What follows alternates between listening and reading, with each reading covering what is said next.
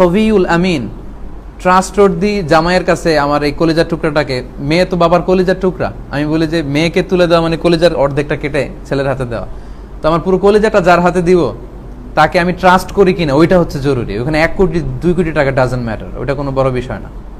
কিন্তু এই চিন্তা থেকে তো বেরিয়ে আসতে হবে। এখন চিন্তাধারাটা হয়ে গেছে এই, আমার আগে থেকেই চিন্তা, যদি ডিভোর্স হয় বিয়ে শুরু করে কোন চিন্তা দিয়ে? ডিভোর্সের চিন্তা দিয়ে। সো এই চিন্তাটা মুহিব ভাই দূর করতে হবে, আর এটা মিউচুয়ালি মুহিব ভাই। তো এটা হচ্ছে মিউচুয়ালি আপনার সামর্থ্যের কথা, এবং তাদের এটা দেখে এরকম অনেক এরকম বলে আমার বড় মেয়েটার বিয়েতে মহারণা ছিল 10 লাখ, এটা যদি আপনি 3 লাখ বলেন এটা আমার হয় না, এটা কোনো কথাই না। আপনার বড় মেয়ের 10 লাখ হয়েছে না, এটা আমি কি করবো? এটা দিয়ে আমার সামর্থ্য যতটুকু আমি তো ওইটা দিয়ে দিব।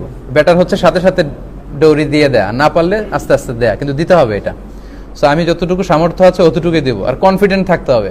মেয়ের বাবাদেরকে দেখাই দিবেন